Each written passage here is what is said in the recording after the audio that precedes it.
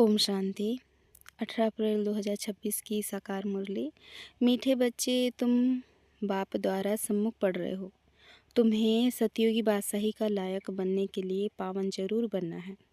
आज का प्रश्न है, बाप के किस ऑक्यूपेशन को तुम बच्चे ही जानते हो?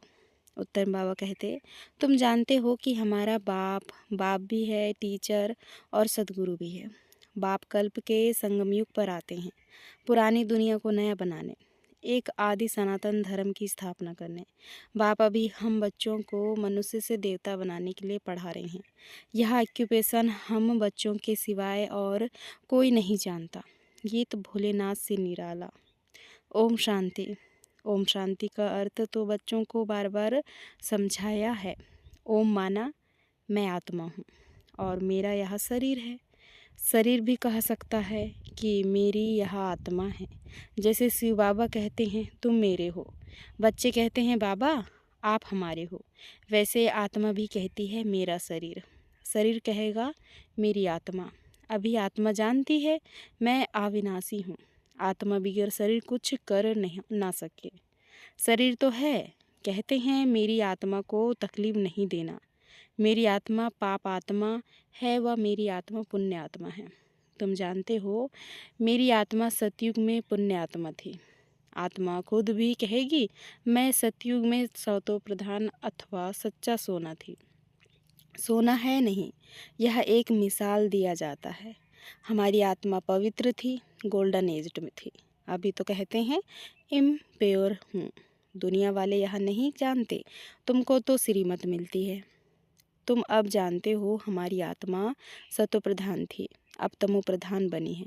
हर एक चीज़ ऐसी होती है, बाल युवा वृद्ध, हर चीज़ नए से पुरानी जरूर होती है। दुनिया भी पहले गोल्डन एज्ड सतो प्रधान थी, फिर तमो प्रधान आयरन एज्ड है, तब ही दुखी है। सतो प्रधान माना सुधरी हुई, तमो प्रधान माना बिगड़ी हुई। गीत में भी कहते हैं बिगड़ी को बनाने वाले।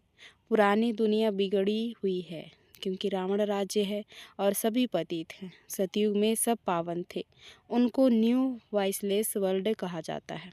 यह है ओल्ड विशेष वर्ल्ड। अब कलयुग आयरन एज है। यह सब बातें कोई स्कूल कॉलेज में नहीं पढ़ाई जाती है, भगवान आकर पढ़ाते हैं और राजयोग सिखाते हैं।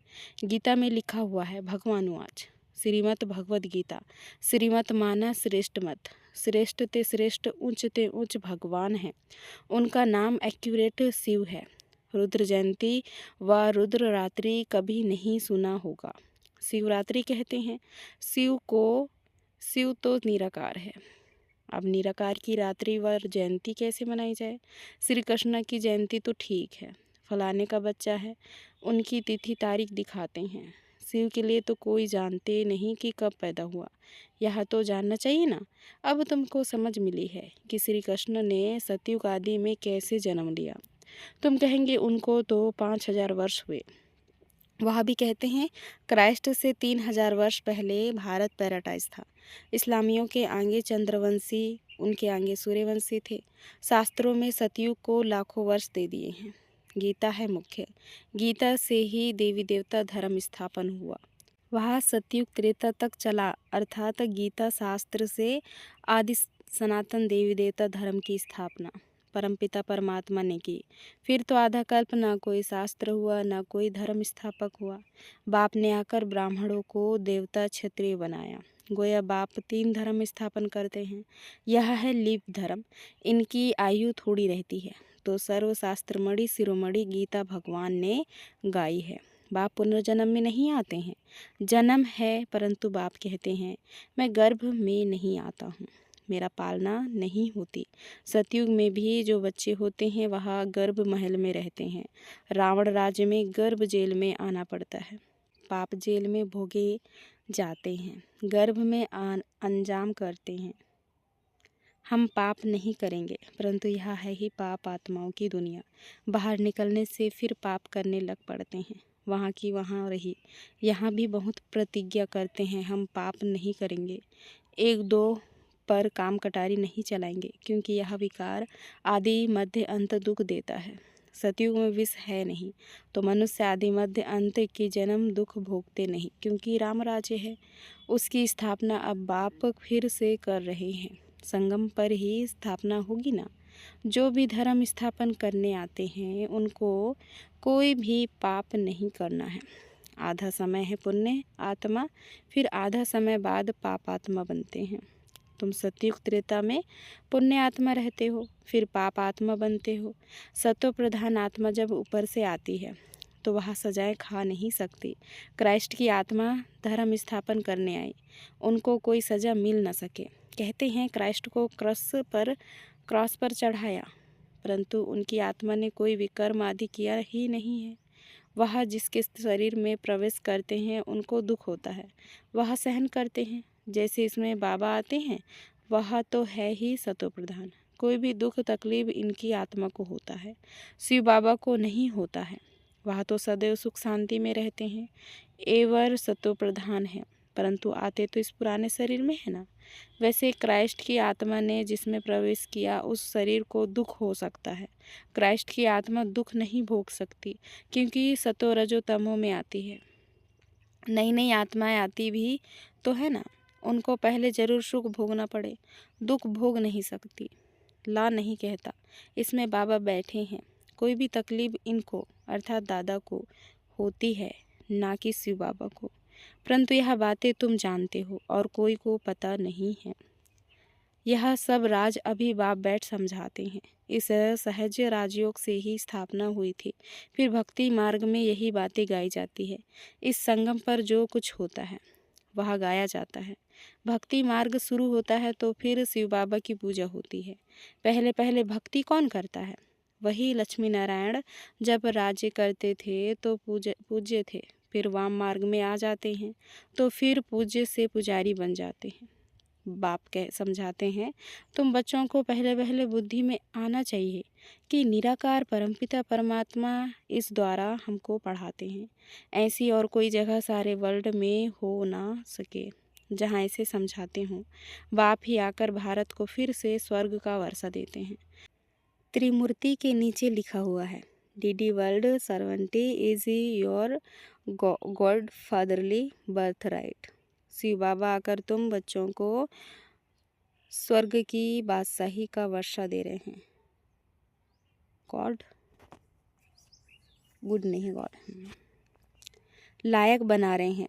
तुम जानते हो बाबा हमको लायक बना रहे हैं। हम पतित थे ना, पावन बन जाएंगे, फिर यह शरीर नहीं रहेगा। रावण द्वारा हम पतित बने हैं, फिर परमपिता परमात्मा पावन बनाए, पावन दुनिया का मालिक बनाते हैं। वही ज्ञान का सागर पतित पावन है। यह निराकार बाबा हमको पढ़ा रहे हैं। सब तो इकट्ठा नहीं पढ़ सकते। सम्मुख तुम थोड़े बैठे हो, बाकी सब बच्चे जानते हैं। अभी शिव बाबा ब्रह्मा के तन में बैठ सृष्टि के आदि मध्य अंत का नॉलेज सुनाते होंगे। वह मुरली लिखत द्वारा आएगी और सत्संगों में ऐसा थोड़ी समझेंगे। आजकल टैप मशीन भी निकली है, इसलिए भर कर भेज देते हैं। वह कहेंगे फलाने नाम वाला गुरु सुनाते हैं। बुद्धि में मनुष्य ही रहता है, यहाँ तो वह बात है नहीं। यह तो निराकार बाप नॉलेजफुल है, मनुष्य को नॉलेजफुल नहीं कहा जाता। गाते हैं God father is knowledgeful, peaceful, blissful, तो उनका वर्षा भी चाहिए ना। उनमें जो गुण है वह बच्चों को मिलने चाहिए। अभी मिल रहे हैं। गुणों को धारण कर हम ऐसे लक्ष्मी नारायण बन रहे हैं। सब तो राजा रानी नहीं बनेंगे। गाया जाता है राजा रानी वजीर, वहाँ वजीर भी नहीं रहता। महाराजा महारानी में पावर रहती है। जब विकारी बनते हैं तब वजीर आदि होते हैं। आगे मिनिस्टर आदि भी नहीं थे, वहाँ तो एक राजा रानी का राज्य चलता था।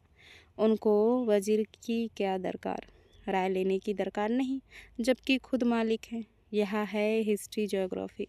परंतु पहले पहले तो उठते बैठते यह बुद्धि में आना चाहिए कि हमको बाप पढ़ाते हैं, योग सिखाते हैं, याद की यात्रा पर रहना है।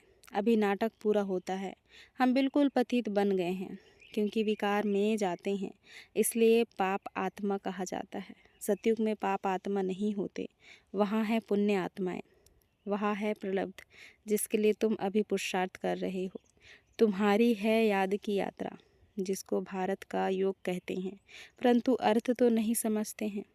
योग अर्थात याद, जिसके जिससे विकर्म विनाश होते हैं, फिर यह शरीर छोड़ घर चले जाएंगे, उसको स्वीट होम कहा जाता है। आत्मा कहती है, हम उस शांति धाम के रहवासी हैं, हम वहाँ से नंगे अर्थात अशरीरी आए हैं, यहाँ पाठ बजाने के लिए शरीर लिया है। यह भी समझाया है, माया 5 विकारों को कहा जाता है। यह 5 भूत है, काम का भूत, क्रोध का भूत नंबर 1 है, देह अभिमान का भूत।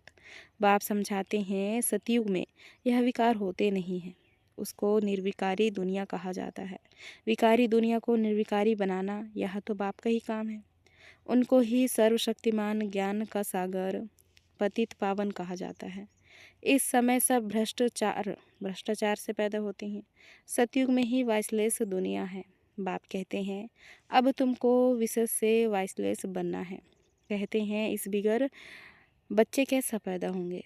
बाप समझाते हैं, अभी तुम्हारा यह अंतिम जन्म है, मृत्यु लोग ही खत्म होना है, फिर इसके बाद विकारी लोग होंगे नहीं। इसलिए बाप से पवित्र बनने की प्रतिज्ञा करनी है। कहते हैं, बाबा हम आपसे वर्षा अवश्य लेंगे। वह कसम उठाते हैं, झूठा। गॉड जिसके लिए कसम उठाते हैं, उसको तो जानते नहीं, वह कब कैसे आता है, उनका नाम रूप देश काल क्या है, कुछ भी नहीं जानते।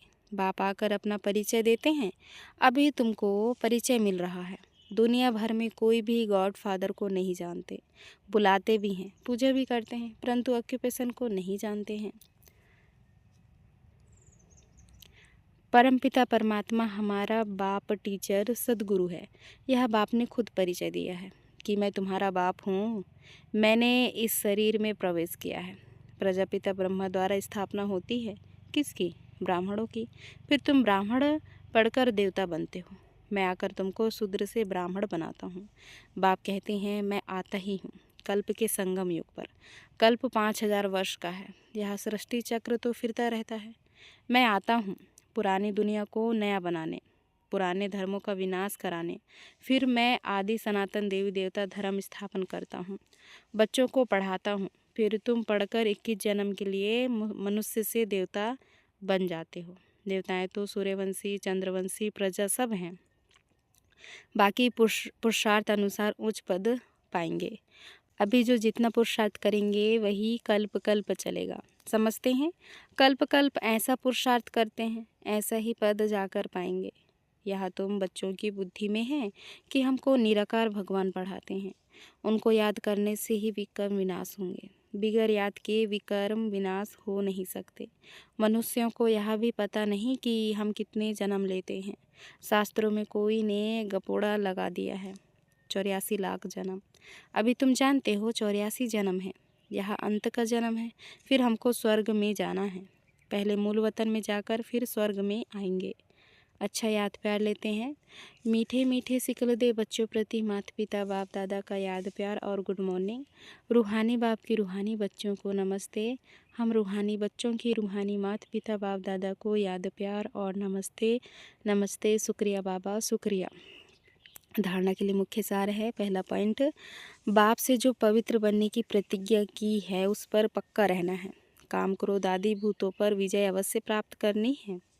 दूसरा पॉइंट, चलते फिरते हर कार्य करते पढ़ाने वाले बाप को याद रखना है। अब नाटक पूरा हो रहा है, इसलिए इस अंतिम जन्म में पवित्र जरूर बनना है। आज का वरदान है, सर्व खजानों से भरपूर बन अपने चेहरे द्वारा सेवा करने वाले सच्चे सेवाधारी भव। विस्तार है, जो बच्चे सर्व खजानों से सदा संपन्न व भरपूर रहते हैं, उनके नयनों व मस्तक द्वारा ईश्वरीय नशा दिखाई देता है। उनका चेहरा ही सेवा करता है। जिसके पास जास्ती अथवा कम जमा होता है तो वह भी उनके चेहरे से दिखाई देता है। जैसे कोई उच्च कुल का होता है तो उनके चेहरे से वह झलक और फलक दिखाई देती है। ऐसी आपकी सूरत हर संकल्प हर कर्म को स्पष्ट करे, तब कहेंगे सच्चे सेवाधारी।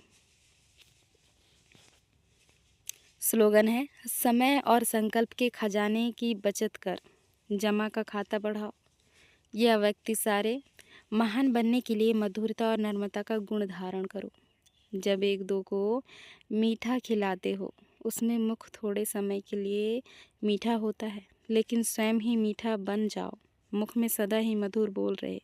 जैसे मीठा खाने और खिलाने से खुश होते हो, ऐसे मधुर बोल स्वयं को भी खुश करते, दूसरे को भी खुश कर देते। इससे सदा सर्व का मुख मीठा करते रहो। सदा मीठी दृष्टि, मीठा बोल, मीठे कर्म हो। अच्छा, ओम शांति। शुक्रिया बाबा, शुक्रिया।